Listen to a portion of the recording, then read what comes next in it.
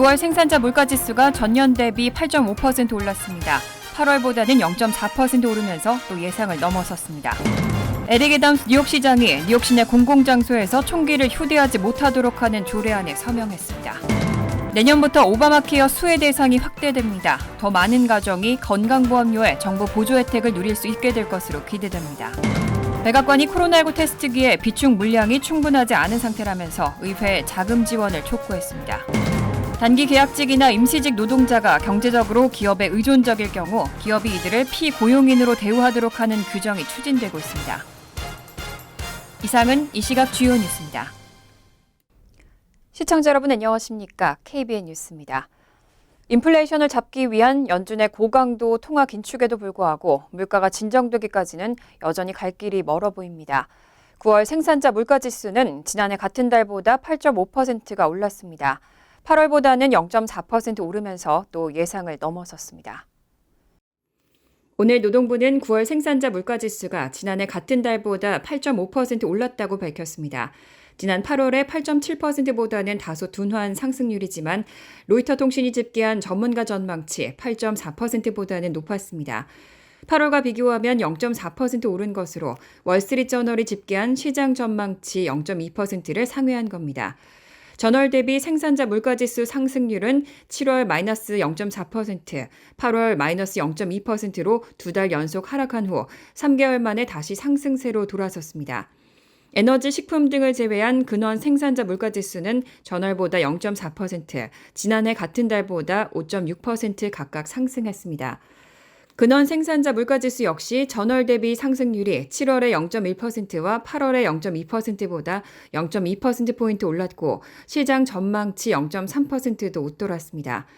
노동부는 글로벌 공급망 차질이 개선됐지만 여행과 숙박, 외식, 병원 등 서비스 물가가 뛰어오르면서 전체 생산자 물가지수 상승분의 3분의 1을 차지했다고 설명했습니다. 이런 발표와 관련해 언론은 연준의 노력에도 불구하고 물가 진정까지는 시간이 많이 걸릴 것을 시사한다고 밝혔습니다. 한편 시장은 내일 발표 예정인 9월 소비자 물가지수에 더욱 초점을 맞추고 있습니다. 소비자 물가지수도 높은 수준의 상승률을 기록하면 3연속 자이언트 스텝을 단행한 연준이 11월에도 비슷한 수준으로 기준금리를 인상할 거란 관측이 우세합니다. 에릭 애덤스 뉴욕시장이 뉴욕시 내 공공장소에서 총기를 휴대하지 못하도록 하는 조례안에 서명했습니다. 뉴욕주의 관련 법안을 두고 주정부와 연방 대법원의 갈등이 고조되고 있는데 앞으로의 추세에 관심이 집중되고 있습니다. 에릭 애덤스 뉴욕시장이 급증하는 총기 위협으로부터 뉴욕시를 보호하기 위한 조례안에 서명했습니다.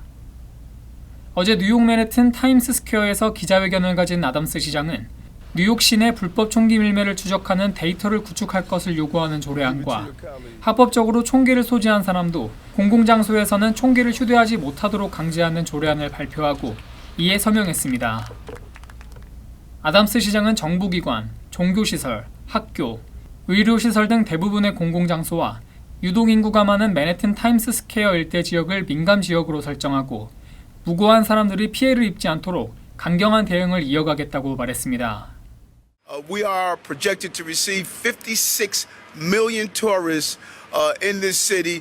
Many of them come through Times Square. It has become a signature of this city.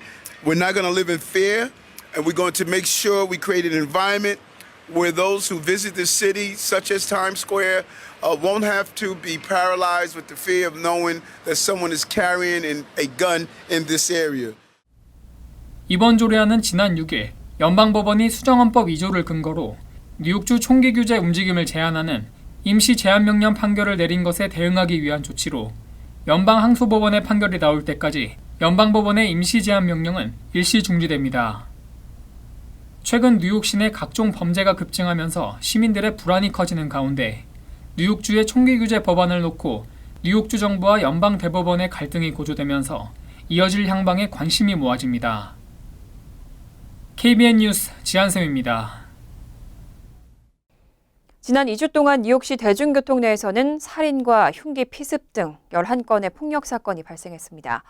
올해 들어 발생한 대중교통 내 범죄는 무려 1,700여 건으로 지난해보다 40% 넘게 증가했는데요. 주민들의 우려가 커지고 있습니다. 뉴욕시경에 따르면 지난 2주 동안 뉴욕시 대중교통 내에서는 살인과 흉기 피습 등 무려 11건의 폭력 사건이 발생했습니다. 지난달 30일에는 엘선 전철 브루클린 애틀랜틱 애비뉴 역에서 노숙자가 43세 남성을 흉기로 살해했고, 지난 6일 4번 전철 퀸즈 제롬 애비뉴 역, 또 지난 9일 사우스 브롱스 인근을 지나던 BX19 버스 내에서 발생하면서 총 3건의 살인사건이 대중교통 시스템 안에서 벌어졌습니다. 이 밖에 지난 1일 MTA 버스에서는 한 승객이 버스 기사를 흉기로 공격했고, 4일 맨하튼 타임스퀘어 역에서도 한 여행객이 흉기 피습을 당하는 등 총 6건의 흉기 피습 사건이 이어졌습니다. 또 전철 내에서 빈번하게 발생하는 범죄 중 하나인 밀치기도 벌어졌습니다. 지난 3일 오후 9시 30분 6번 전철을 이용하려던 한 25세 남성은 노숙자와 설전을 벌이던 중 이 노숙자가 남성을 밀치면서 노선에 빠졌지만 다행히 주변인들의 도움으로 무사히 빠져나왔습니다. 또 지난 2일에는 형광 녹색 전신 타이즈를 입은 여성 강도단이 10대 여성 2명을 폭행하고 귀중품을 갈취한 사건도 벌어졌습니다. 뉴욕시는 2022년 에릭 애담스 행정부의 출범 이후 전철 내 범죄와 노숙자 문제 해결을 위해 노숙자를 퇴치하고 경찰 인력을 추가로 배치하는 등 다양한 정책을 내놓고 있지만 실질적인 성과는 없는 상태입니다. 내년부터 오바마 케어 수혜 대상이 대폭 확대됩니다. 더 많은 가족이 건강보험료에 정부 보조 혜택을 누릴 수 있을 것으로 기대됩니다. 가족 단위로 직장보험에 가입한 경우도 보험료 보조를 받을 수 있습니다. 이한마음 기자가 보도합니다. 내년부터 직장 의료보험 이용자도 건강보험료 정부 보조를 가족 단위로 받을 수 있게 됐습니다. 바이든 행정부가 어제 발표한 건강보험 개혁법 최종안에 따르면 기존 오바마 케어에 있던 일명 가족결함 조항을 개정한 정부 보조를 확대하기로 결정했다고 밝혔습니다. 현재 오바마 케어는 직장 의료보험 가입자 개인의 보험료가 가구 소득의 9.85%를 넘으면 오바마 케어 보조금 수혜 자격이 주어집니다. 하지만 부양가족이 있는 근로자들의 경우 총 의료보험의 비용은 대부분 9.85%를 넘기지만 혜택 대상에서 배제돼 왔습니다.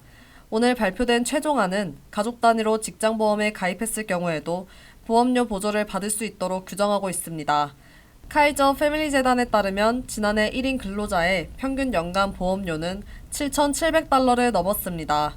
부양가족이 있는 근로자의 경우에는 의료보험으로 매년 22,000달러를 지출하고 있는 것으로 나타났습니다. 백악관은 개정된 규정으로 내년부터 의료보험 미가입자 가운데 약 20만 명이 보험 혜택을 받을 수 있을 것으로 내다봤습니다. 또 100만 명에 달하는 보험 가입자들은 더 저렴한 보험료를 부담하게 될 것으로 예상했습니다. 오바마 케어 가입 신청은 다음 달 1일부터 시작됩니다. KBN 뉴스 이한마음입니다.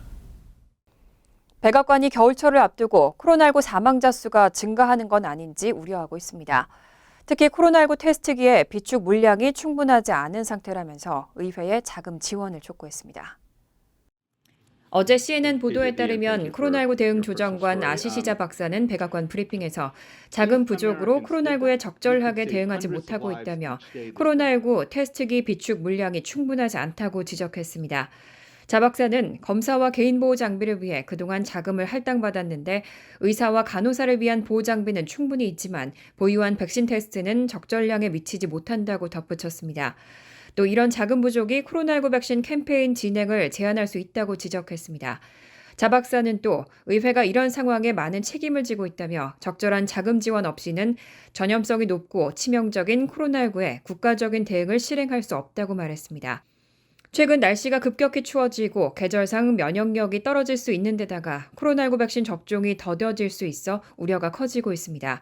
연방기금이 지난주 발표한 연구에 따르면 만약 백신 접종이 계속 현재 속도로 진행된다면 올겨울 코로나19로 인한 사망자 수는 하루 1,000명 이상으로 증가할 수 있다는 전망입니다. 현재 미국의 하루 평균 코로나19 사망자는 400명을 웃돌고 있습니다. 자 박사는 가능한 테스트기를 많이 확보하기 위해 행정부에서 할 수 있는 모든 것을 할 예정이지만 의회의 무반응으로 점점 더 어려워지고 있다며 테스터기 등 자원 없이는 치명적인 바이러스와 싸울 수 없다고 강조했습니다. 기업들이 필요에 따라서 단기 계약직이나 임시직으로 인력을 충원하는 형태의 경제를 긱 이코노미라고 합니다. 요즘에는 이런 긱 이코노미의 비중이 커지고 있는데요. 기업이 이들을 피고용인으로 대우하도록 하는 규정이 추진되고 있습니다. 로이터 통신에 따르면 어제 노동부는 노동자가 경제적으로 기업에 의존적일 경우 기업이 이들을 계약 자영업자가 아닌 피고용인으로 간주하고 더 많은 법적 보호와 혜택을 받을 수 있도록 하는 내용의 규정을 제안했습니다. 식당 종업원이나 우버 등 차량 호출 기업의 기사, 택배기사 등의 긱 노동자는 대체로 피고용인보다 근로시간 측면에서 유연성이 있고 자신의 성과에 따라 소득을 올릴 수 있다는 장점이 있지만 기업으로부터 건강보험 등의 혜택은 받지 못합니다. 전임 트럼프 행정부 시절의 규정에 따르면 경쟁기업에서 일할 능력이 있거나 사업체를 소유한 인력은 독립계약업자로 간주할 수 있게 돼 있는데 바이든 행정부는 이를 바꾸겠다는 방침입니다. 관련 법에 따르면 최저임금이나 초과근무수당 지급 등은 피고용인에게만 적용됩니다. 때문에 로이터 통신은 이 규정에 따라 긱 노동자들을 피고용인으로 채용할 경우 독립계약업자로 간주할 때보다 기업의 관련 비용이 최대 30% 늘어날 수 있다는 연구 결과가 있다고 전했습니다. 이 규정은 의견 수렴 절차 등을 거쳐 내년에 최종 확정될 예정입니다. 한편 노동부는 노동자에 대한 고용주의 통제 정도나 담당 업무가 고용주 사업의 일체화된 부분인지 여부 등을 고려하겠다는 입장을 밝혔습니다. 다만 이 규정이 시행될 경우 독립계약업자 중심의 사업 모델을 유지 중인 기업에는 타격이 있을 수 있다는 전망이 나오고 있습니다. 현대차와 기아차에 부품을 납품하는 엘라베마주에 소재한 한 부품업체가 아동 노동규정 위반으로 벌금과 함께 각종 제재 조치를 부과받았습니다. 이 업체는 14세 미만의 근로자를 고용하고 억압적인 아동 노동에 종사하도록 한 것으로 전해졌습니다. 노동부 성명에 따르면 엘라베마주 중부지방법원은 지난달 29일 판결에서 부품업체 SL 엘라베마가 공정근로기준법상 아동노동규정을 위반한 것으로 판단하고 아동노동법 위반 후 30일 이내에 생산된 물품을 선적하지 못하도록 금지했습니다. 또 이번 조치는 엘라베마주 노동부 아동노동집행사무소 및 엘라베마 법무장관과 협력해 해당 부서의 임금 및 시간 부서의 조사에 따른 것이라고 덧붙였습니다. 엘라베마주 노동당국은 SL 엘라베마는 최소 14세 미만의 젊은 근로자를 고용하고 16세 미만의 미성년자를 제조업 직종에 고용하는 등 억압적인 아동 노동에 종사한 것으로 드러났다며 고용주는 시설에서 누가 일하고 있는지 알고 그 개인들이 합법적인 근로 연령인지 그리고 그들의 고용이 모든 연방, 주 및 지방 노동법을 준수하는지 확인할 책임이 있다고 밝혔습니다.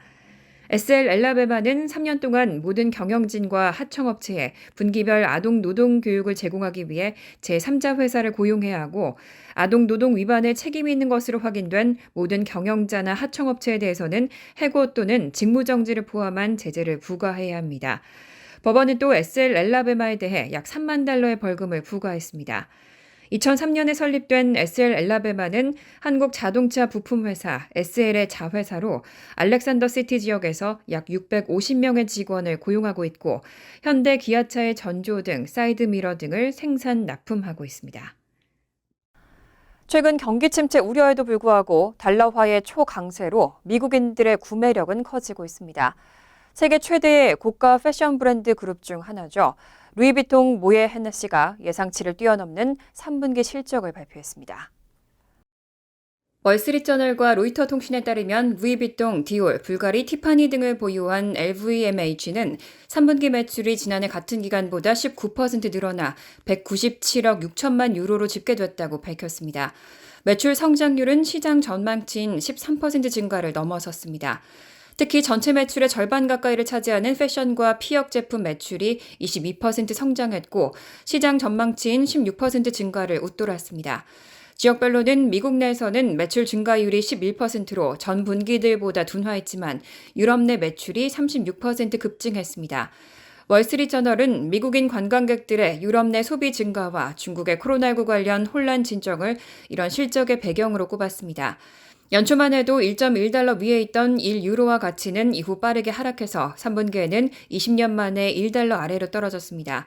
장작 귀오니 LVMH 최고 재무 책임자는 최근 몇 달 사이 미국인들이 달러화 강세를 이용해서 유럽에서의 소비를 늘렸고 이 때문에 회사 사업의 중심이 미국에서 유럽으로 옮겨갔다고 전했습니다. 월스트리트저널은 LVMH를 비롯한 고가 패션 브랜드 업체들이 코로나19 이후 보복 소비로 수혜를 본 데다 경제적 어려움에도 불구하고 부유층들의 소비는 별 타격을 입지 않았다고 분석했습니다. 뉴욕 자유의 여신상 완관부는 코로나19 사태로 2년 반 넘게 출입이 폐쇄됐었는데요. 관광객들의 출입이 2년 반 만에 오늘부터 재개됐습니다.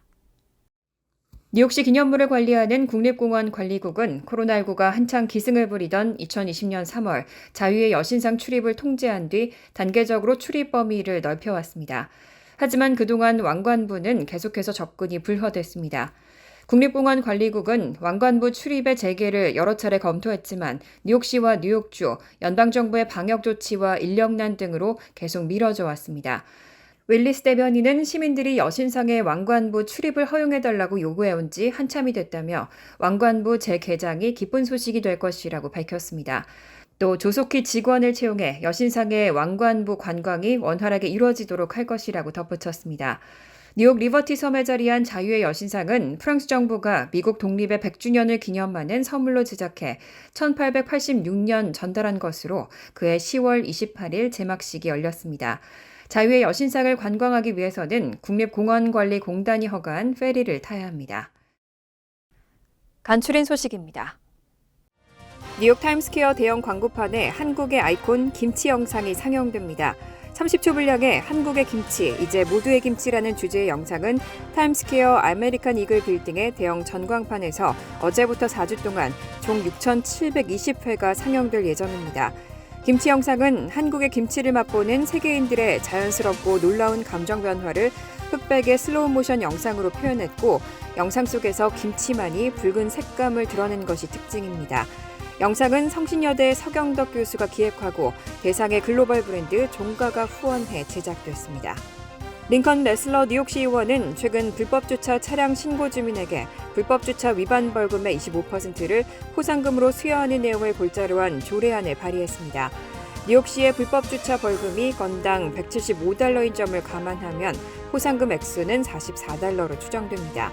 조례안에 따르면 뉴욕시 교통국은 뉴욕 시민이 불법 주차 차량 목격 시 이를 신고할 수 있는 신고 프로그램을 마련해야 하고, 해당 프로그램을 통해 주민들의 신고를 접수하는 방식으로 운영됩니다. 뉴욕주 마리화나 관리위원회에 따르면 지난달 26일로 마감된 사회적 형평성 라이선스에는 903건의 신청서가 접수됐습니다. 이 라이선스는 본인이나 가족이 마리화나 관련 전과가 있거나 최소 2년 이상 관련 산업에 종사해왔다면 우선적으로 뉴욕주가 기호용 마리화나 판매를 허용해주는 라이선스입니다. 다만 아직 일반인 대상 라이선스 접수 세부 사항은 공개되지 않았습니다. 일반인들을 대상으로 한 라이선스 접수가 시작되면 지금보다도 더 많은 신청서가 몰릴 것으로 보입니다. 뉴욕주에서는 이르면 올해 말, 늦어도 내년 초엔 첫 마리화나 상점이 문을 열 전망입니다. 오는 11월 8일 본선거를 위한 뉴욕주 유권자 등록이 14일 마감됩니다. 이에 따라 우편으로 유권자 등록을 할 경우 뉴욕시 선관위 온라인 웹사이트에서 등록 신청 양식을 다운로드해 작성한 뒤 14일까지 우체국 소인이 찍힌 등록 용지를 각 지역 선거관리위원회에 19일까지 전달해야 합니다. 뉴욕주 차량국 웹사이트를 통해 온라인으로 유권자 등록을 할 경우에는 14일 자정까지 등록이 가능합니다. 환율과 증권 소식입니다.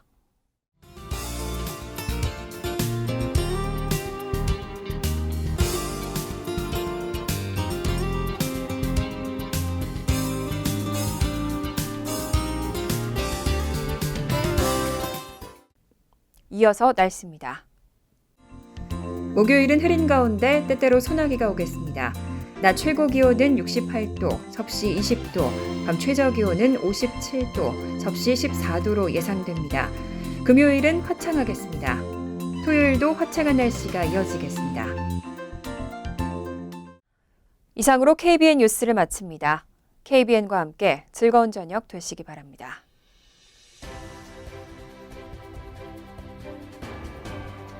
미 동부 최대 한인방송 KBN이 제작하는 KBN 뉴스는 웹사이트 mykbn.com 그리고 유튜브와 페이스북에서 다시 보실 수 있습니다.